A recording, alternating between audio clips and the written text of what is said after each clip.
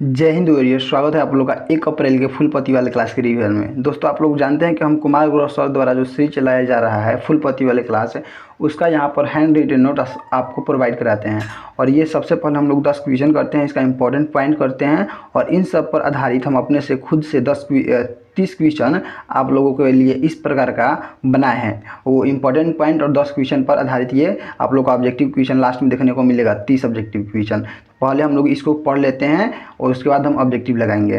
पहला सवाल है आप लोग का कि हाल ही में नागोया प्रोटोकॉल के तहत अंतर्राष्ट्रीय स्तर पर मान्यता प्राप्त अनुपालन प्रमाण पत्र जारी करने में भारत ने कौन सा स्थान हासिल किया है? तो भारत ने प्रथम स्थान हासिल किया है। नागोया प्रोटोकॉल का संबंध किससे है? तो जैव विविधता से है। नागोया प्रोटोकॉल को कब अपनाया गया? 2010 में अपनाया गया, लेकिन प्रभावी कब हुआ? 2014 में। देखिए, पूछेगा कि नागोया प्रोटोकॉल को अपनाया कब गया? 2010 में। प्रभावी कब हुआ? 2014 में।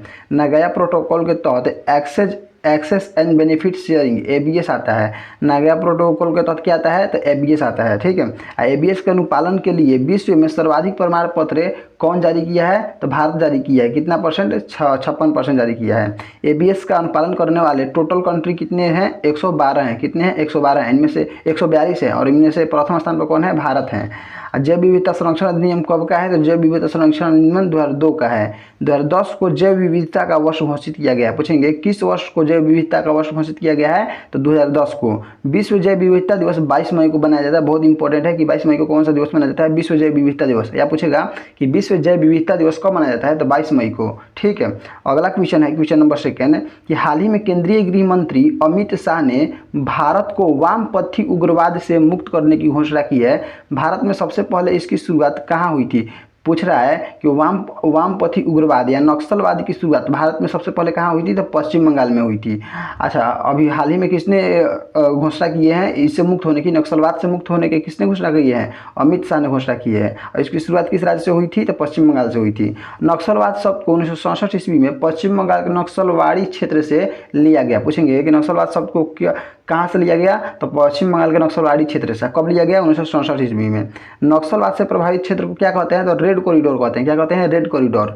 रेड कॉरिडोर वाले राज्य निम्न है: महाराष्ट्र, तेलंगाना, केरल, MP, पश्चिम बंगाल, छत्तीसगढ़, उड़ीसा, ये सब है। ठीक है। चलिए क्वेश्चन नंबर 3 की तरफ चलते हैं कि हाल ही में LEO नेविगेशन लेयर को टेस्ट करने के लिए पहले सेलेस्टे मिशन किसने लॉन्च किया? तो पहला सेलेस्टे मिशन किसने लॉन्च किया? ESA ने। पूछेगा कि पहला सेलेस्टे मिशन किसने लॉन्च किया? ESA ने। ठीक है। ये क्या था? तो LEO नेविगेशन लेयर को टेस्ट करने के लिए। सेलेस्टे मिशन में कितने उपग्रह हैं? 2 उपग्रह हैं। पहला उपग्रह का नाम IOD-1 है और दूसरा का नाम IOD-2 है। IOD-1 और IOD-2 को न्यूजीलैंड से लॉन्च किया गया है। कहाँ से लॉन्च किया गया है? न्यूजीलैंड से। सेलेस्टे मिशन का उद्देश्य नेविगेशन सिस्टम को बेहतर करना। पूछेंगे सेलेस्टे मिशन का उद्देश्य क्या है? तो नेविगेशन सिस्टम को बेहतर करना। USA के नेविगेशन सिस्टम का नाम GPS है। रूस के नेविगेशन सिस्टम का नाम ग्लोनास है। चीन के नेविगेशन सिस्टम का नाम बाइडू है और भारत के नेविगेशन सिस्टम का नाम नाविक है। ये सब ध्यान रखिएगा। क्वेश्चन नंबर 4 आप लोग का है कि हाल ही में भव सागर केंद्र को भारत का पहला गहरे समुद्री जीवों का राष्ट्रीय भंडार नामित किया गया है।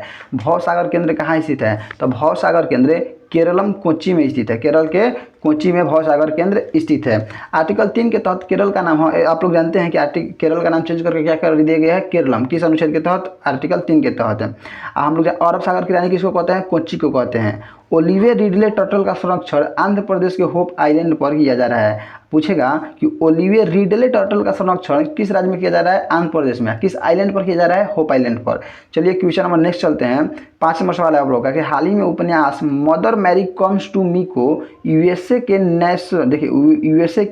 National book critics circle Award को, पुरस्कार का नाम क्या है? National book critics circle award. कहाँ का है? USA का है। तो इससे किसको सम्मानित किया गया है? मदर मैरी कम्स टू उपन्यास को। ये किनका है? तो अरुंधति राय का। पूछेगा कि मदर मैरी कम्स टू पुरस्कार किनका है? और कम्स टू मी पुरस्कार किसका है? अरुंधति राय का। पूछेगा कि Mother Mary Comes to Me पुरस्कार किसका है? अरुंधति राय को।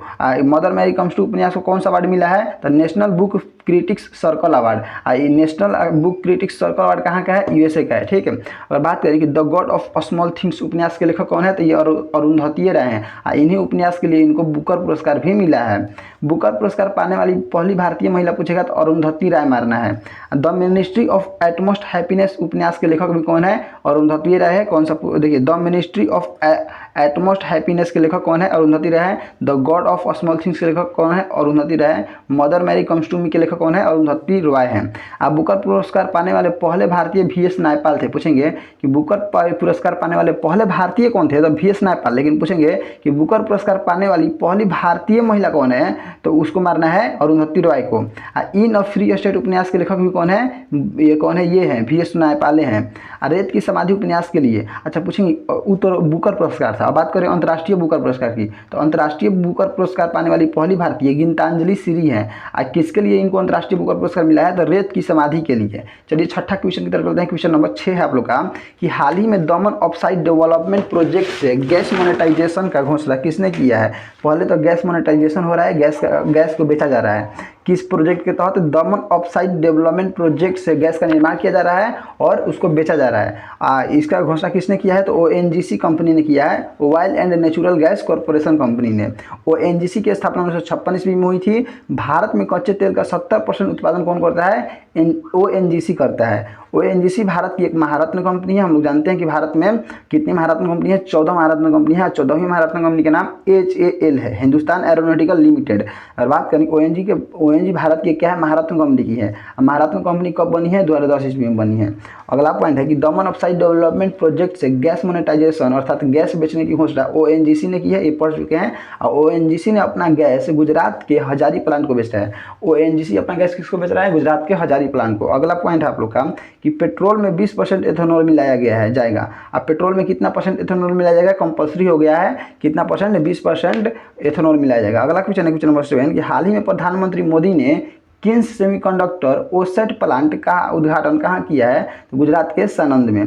Keynes semiconductor OSAT plant 3300 crore का है और इसके तहत क्या बनाया जाएगा? सेमीकंडक्टर का निर्माण होगा। हम लोग जानते हैं कि सेमीकंडक्टर का उपयोग कहाँ करते हैं? चिप बनाने में करते हैं। किन्स सेमीकंडक्टर ओसेट प्लांट के तहत एक दिन में 60 लाख चिप बनाया जाएगा और इन चिपों को अमेरिका को निर्यात किया जाएगा अर्थात बेचा जाएगा। अगला क्वेश्चन है क्वेश्चन नंबर 8 आपका कि हाल ही में किस देश के पूर्व राष्ट्रपति चंद्रिका प्रसाद संतोखी का निधन हुआ है? तो चंद्रिका प्रसाद संतोखी सूरीनाम देश के पूर्व राष्ट्रपति थे। ये कब से कब तक राष्ट्रपति थे? 2020 से 2025 के बीच ये राष्ट्रपति रहे हैं। कहाँ के? सूरीनाम देश के। चंद्रिका प्रसाद संतोखी का निक नेम की बात करें तो इनका निक नेम चान है। सूरीनाम देश किस महाद्वीप में पड़ता है? तो दक्षिण अमेरिका महाद्वीप में पड़ता है। और सूरीनाम की राजधानी पेरामरिबो है। क्या है? पेरामरिबो। अगला क्वेश्चन है क्वेश्चन नंबर 9 नंबर कि हाल ही में भारतीय नौसेना में शामिल चौथा और अंतिम सर्वे वेसल कौन सा है? चौथा और अंतिम सर्वे वेसल INS संशोधक है। कौन सा है? INS संशोधक। अगर बात करें INS संशोधक चौथा और अंतिम सर्वे वेसल है। INS संशोधक का निर्माण कोलकाता में हुआ है। INS जो है इस INS संशोधक का अन्य नाम यहाँ पर संशोधक होगा यार्ड 3028 है। क्या है? यार्ड 3028 है, 3028 है, यार्ड 3028 है। पहला सर्वे वेसल की बात करें तो उसका नाम INS संध्यक है। दूसरा सर्वे वेसल की बात करें तो उसका नाम INS निर्देशक है और तीसरा सर्वे वेसल की बात करें तो उसका नाम INS इच्छक है। इसको ध्यान रखिएगा। हम लोग पढ़ चुके हैं कि INS Arnala, INS Androth, INS Anshdeep और INS Agray anti submarine warfare. क्या है? एंटी सबमरीन वारफेयर कौन सी है? 1 नंबर पर INS अरनाला है, 2 नंबर पर INS एंड्रोथ है, 3 नंबर पर INS अंशदीप है, 4 नंबर पर INS अग्रय है। ध्यान रखिएगा। हाल ही में INS अग्रय का निर्माण कोलकाता में हुआ है। INS अग्रय का निर्माण हाल ही में हुआ है। कहाँ पर? कोलकाता में हुआ है। INS संशोधक का भी निर्माण कहाँ पर हुआ था? कोलकाता में हुआ था। INS दूनगिरी स्वदेशी स्टील्थ फ्रिगेट है। क्या है? स्वदेशी स्टील्थ फ्रिगेट है अर्थात INS दूनगिरी को दुश्मन की रडार या सोनार पकड़ नहीं सकती है। पूछेंगे INS दूनगिरी क्या है? तो स्वदेशी स्टील्थ फ्रिगेट है। इसके कहने का मतलब कि INS जो दूनगिरी है इसको दुश्मन की रडार या सोनार कभी भी पकड़ नहीं सकती है। INS दूनगिरी को प्रोजेक्ट 17A के तहत कोलकाता में तैयार किया गया। किस प्रोजेक्ट के तहत? प्रोजेक्ट 17A के तहत। इसको भी कहाँ पर तैयार किया गया? कोलकाता में ही तैयार किया गया। INS दूनगिरी को नीलगिरी क्लास का जहाज कहते हैं। क्या कहते हैं? नीलगिरी क्लास का जहाज। अगला सवाल आज का लास्ट क्वेश्चन आप लोग का 10 नंबर कि हाल ही में इंडिया स्किल्स नेशनल कंपटीशन 2025 से 26 कहाँ शुरू हुआ है? तो ये ग्रेटर नोएडा में शुरू हुआ है। क्या? इंडिया स्किल्स नेशनल कंपटीशन 2025 से 26 कहाँ शुरू हुआ है? ग्रेटर नोएडा में। इंडिया स्किल्स नेशनल कंपटीशन का उद्देश्य है कौशल को बढ़ाना, स्किल को बढ़ावा देना। इंडिया स्किल नेशनल कंपटीशन को कौशल का ओलंपिक कहते हैं। कौशल का ओलंपिक इसको कहते हैं, इंडिया स्किल नेशनल कंपटीशन को। चलिए अब इन सब पर आधारित 30 ऑब्जेक्टिव हम लोग कर लेते हैं। पहला सवाल है आप लोग का कि नगाया प्रोटोकॉल के तहत अनुपालन प्रमाण पत्र जारी करने में भारत का कौन सा स्थान है? प्रथम स्थान है। क्वेश्चन नंबर सेकंड है कि नगाया प्रोटोकॉल का संबंध मुख्य रूप से किससे है? तो इसका संबंध जैव विविधता से है। क्वेश्चन नंबर थर्ड आप लोग का है कि विश्व जैव विविधता दिवस हर साल कब मनाया जाता है? 22 मई को। कब मनाया जाता है? 22 मई को। ऑप्शन नहीं है, नोट कर लीजिएगा, 22 मई को मनाया जाता है। नेक्स्ट क्वेश्चन है क्वेश्चन नंबर 4 कि गृह मंत्री अमित शाह ने हाल ही में भारत को किस समस्या से मुक्त करने की घोषणा की है? तो ये वामपंथी उग्रवाद अर्थात नक्सलवाद से मुक्त करने की घोषणा की है। 5 नंबर सवाल है कि भारत में नक्सलवाद की शुरुआत सबसे पहले किस राज्य से हुई थी? तो वो पश्चिम बंगाल से हुई थी। नेक्स्ट क्वेश्चन आप लोग का है कि नक्सलवाद से प्रभावित क्षेत्रों को किस गलियारे या कॉरिडोर के नाम से जाना जाता है? तो उसको रेड कॉरिडोर के नाम से जाना जाता है। अगला सवाल है कि क्लेस्टे मिशन हाल ही में किसने लॉन्च किया है? तो क्लेस्टे मिशन को ESA यूरोपियन स्पेस एजेंसी ने लॉन्च किया है। क्लेस्टे मिशन के तहत कितने उपग्रह को लॉन्च किया गया है? 2। नेक्स्ट क्वेश्चन है क्वेश्चन नंबर 9 कि भारत के अपने नेविगेशन सिस्टम का आधिकारिक नाम क्या है? तो भारत के अपने नेविगेशन सिस्टम का आधिकारिक नाम नाविक है। क्या है? नाविक है। ये भी ऑप्शन में नहीं दिख रहा है, इसको नोट कर लीजिएगा। अगला सवाल है कि हाल ही में किस केंद्र को भारत का पहला गहरा समुद्री जीवों का राष्ट्रीय भंडार नामित किया है? भव सागर केंद्र कोच्चि को। नेक्स्ट क्वेश्चन है कि अरब सागर की रानी के नाम से किस शहर को जानते हैं? कोच्चि को जानते हैं। क्वेश्चन नंबर 12 है कि ओलिव रिडले कछुओं का संरक्षण वर्तमान में आंध्र प्रदेश के किस द्वीप पर किया जा रहा है? होप द्वीप पर। नेक्स्ट क्वेश्चन है क्वेश्चन नंबर 13 के उपन्यास Mother Mary Comes to Me के लिए अमेरिका का National book critics circle Award मिला है। किसे मिला है? तो अरुंधति राय को। नेक्स्ट क्वेश्चन है कि the God of Small things उपन्यास के लिए बुकर पुरस्कार जीतने वाली पहली भारतीय महिला कौन है? यही है, अरुंधति राय। नेक्स्ट क्वेश्चन है कि रेत की समाधि के लिए अंतर्राष्ट्रीय बुकर पुरस्कार जीतने वाली पहली भारतीय महिला कौन है? गीतांजलि सीरी है। अगला सवाल है 16 कि दमन ऑफसाइड डेवलपमेंट प्रोजेक्ट के तहत क्वेश्चन देखिए, क्वेश्चन है कि दमन ऑफसाइड डेवलपमेंट प्रोजेक्ट के तहत गैस मोनेटाइजेशन की घोषणा किस कंपनी ने की है? ONGC कंपनी ने। क्वेश्चन 17 कि ONGC की स्थापना किस वर्ष हुई थी? 1956 में। अगला सवाल है आप लोग का कि भारत में कच्चे तेल का लगभग 70% उत्पादन कौन सी कंपनी करती है? ONGC कंपनी करती है। नेक्स्ट क्वेश्चन कि भारत की 14वीं महारत्न कंपनी का नाम क्या है? उसका नाम HAL है, Hindustan aeronautical limited. Next question कि पेट्रोल में वर्तमान में कितने प्रतिशत एथेनॉल मिलाने का लक्ष्य रखा गया है? 20%। नेक्स्ट क्वेश्चन है कि प्रधानमंत्री मोदी ने किन सेमीकंडक्टर ओसाइड प्लांट का उद्घाटन कहाँ किया है? गुजरात के सानंद में। आनंद नहीं, सानंद होगा। अगला सवाल है कि सेमीकंडक्टर का मुख्य उपयोग का क्या बनाने में किया जाता है? तो इसका चिप बनाने में उपयोग किया जाता है। नेक्स्ट क्वेश्चन है कि हाल ही में किस देश के पूर्व राष्ट्रपति चंद्रिका प्रसाद संतोखी के निधन की खबर चर्चा में रही है? ये सूरीनाम देश के है। सूरीनाम कहाँ पर है? दक्षिण अमेरिका महाद्वीप में है। सूरीनाम देश किस महाद्वीप में स्थित है? दक्षिण अमेरिका में। अगला सवाल है कि सूरीनाम की राजधानी कहाँ है? पैरामरीबे है। कहाँ है? पैरामरीबे है। भारतीय नौसेना में शामिल चौथा और अंतिम सर्वे वेसल का नाम क्या है? INS संशोधक। नेक्स्ट क्वेश्चन आप लोग का है INS संशोधक का निर्माण भारत के किस शहर में हुआ है? कोलकाता में हुआ है। अगला सवाल आप लोग का है 28 नंबर कि INS दुनगिरी क्या है जिसे हाल ही में नौसेना में शामिल किया गया है? तो एक स्वदेशी स्टील फ्रिगेट है। ठीक है। अगला क्वेश्चन 29 नंबर कि इंडिया स्किल नेशनल कंपटीशन 2025 से 26 का आयोजन कहाँ शुरू हुआ है? ग्रेटर नोएडा में। आज का लास्ट क्वेश्चन आप लोग का कि किस प्रतियोगिताओं को कौशल का ओलंपिक कहा जाता है? तो ये कौशल किसको?